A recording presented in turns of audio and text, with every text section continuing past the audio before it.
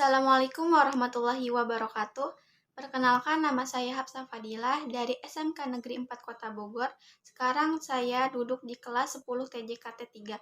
Di sini saya akan menjelaskan apa itu komponen komputer. Kalian tahu gak sih komponen komputer? Komponen komputer adalah bagian atau elemen penting yang membentuk satu sistem komputer utuh agar dapat berfungsi untuk mengolah data. Di sini aku akan menjelaskan salah satunya, yaitu ada input device perangkat masukan, output device perangkat keluaran, storage, processing, komponen pendukung, kabel, toolkit, peralatan kerja. Pengertian input device. Input device adalah perangkat yang digunakan untuk memasukkan data atau perintah ke dalam komputer. Salah satunya ada keyboard. Keyboard adalah alat untuk memasukkan huruf, angka, simbol, dan perintah yang berfungsi mengetik dokumen, memberikan perintah kepada komputer, mengoperasikan berbagai aplikasi. Yang kedua ada mouse. Mouse adalah perangkat penunjuk, pointing device, untuk mengontrol kursor yang berfungsi menggerakkan kursor, memilih menu atau icon, melakukan klik, drag, dan scroll. Yang ketiga ada webcam. Webcam adalah kamera digital yang terhubung ke komputer yang berfungsi video call atau konferensi, merekam video, mengambil foto, digunakan untuk pembelajaran dan rapat online. Pengertian output device. Output device adalah perangkat yang menampilkan hasil pengolahan data dari komputer. Yang pertama ada monitor. Monitor adalah layar yang menampilkan tampilan visual komputer yang berfungsi menampilkan gambar, video, dan informasi, memudahkan pengguna melihat hasil kerja komputer. Yang kedua ada printer. Printer adalah alat untuk mencetak dokumen atau gambar ke media kertas yang berfungsi mencetak dokumen, mencetak foto, membuat laporan dalam bentuk fisik. Yang ketiga ada proyektor. Proyektor adalah perangkat yang memproyeksikan tampilan komputer ke layar yang lebih besar, yang berfungsi menampilkan gambar, video dari perangkat seperti komputer, laptop, atau ponsel ke permukaan yang lebih besar seperti layar putih atau dinding. Selanjutnya, pengertian storage. Storage digunakan untuk menyimpan data, sistem operasi, dan aplikasi. Yang pertama ada hard disk drive. Hard disk drive adalah media penyimpanan menggunakan piringan magnetik yang berputar, yang berfungsi menyimpan sistem operasi, menyimpan file dan aplikasi, kapasitas besar dengan harga relatif murah. Yang ketiga ada solid state drive. Solid state drive adalah media penyimpanan menggunakan keep memory yang berfungsi menyimpan sistem operasi dan data, mempercepat proses booting, dan membuka aplikasi lebih cepat dibanding HDD. Yang ketiga ada flash drive atau USB drive. Flash drive adalah media penyimpanan portabel yang menggunakan koneksi USB yang berfungsi menyimpan data, memindahkan file antar perangkat, dan instalasi sistem operasi.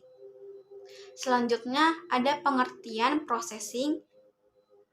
Processing adalah komponen yang mengolah data agar komputer dapat bekerja. Yang pertama ada prosesor atau yang dimaksud CPU.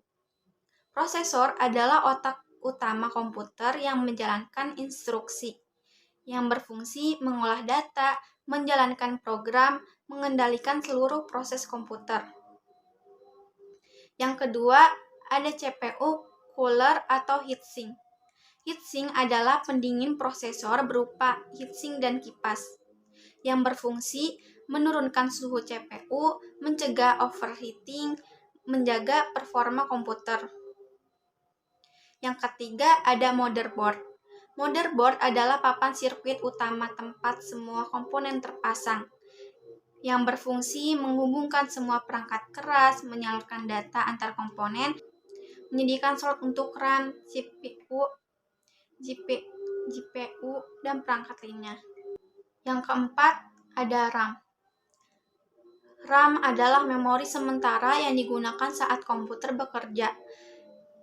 Fungsinya menyimpan data sementara, mempercepat proses aplikasi, mendukung multitasking.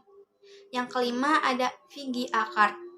VGA card adalah kartu grafis yang mengolah tampilan visual. Fungsinya mengolah gambar dan video, menampilkan grafis ke monitor, mendukung game, desain grafis, dan editing video.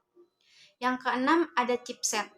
Chipset adalah sekumpulan chip pada motherboard yang mengatur komunikasi antar komponen, yang berfungsi mengatur aliran data, mengontrol koneksi CPU dengan RAM, storage, dan perangkat lainnya. Yang kedua ada BIOS. BIOS adalah firmware yang dijalankan saat komponen pertama kali dinyalakan. Berfungsi memeriksa kondisi perangkat keras host, mengatur konfigurasi perangkat, memulai proses boot sistem operasi. Yang ketiga ada power supply unit. Power supply unit adalah perangkat yang mengubah listrik IC menjadi DC untuk komputer, yang berfungsi menyuplai daya ke semua komponen, menjaga kestabilan tegangan listrik. Selanjutnya, pengertian komponen pendukung.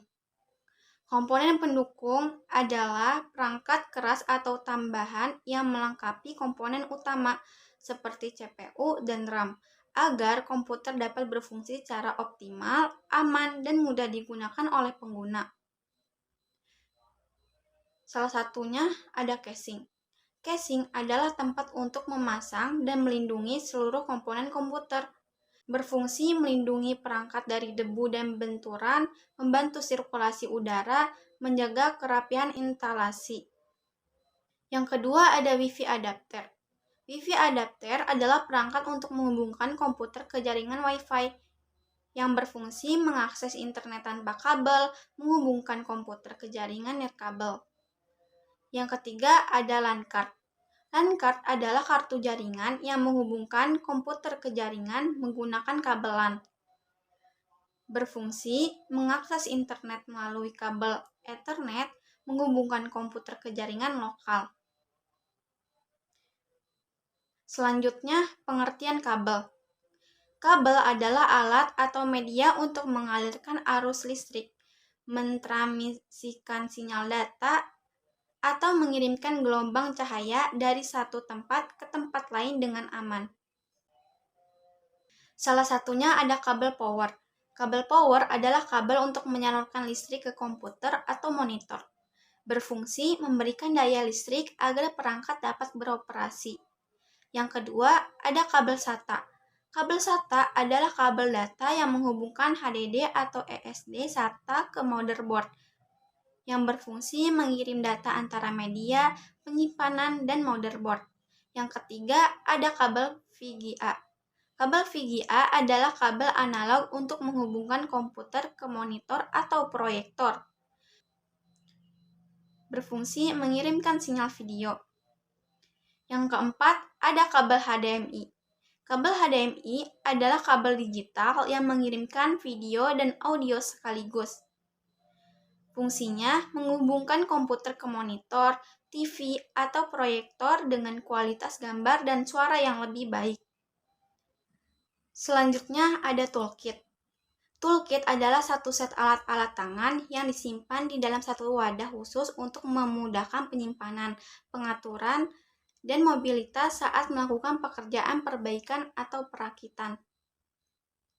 Salah satunya ada obeng plus dan obeng minus. Obeng plus dan minus adalah alat untuk membuka dan memasang skru pada komputer.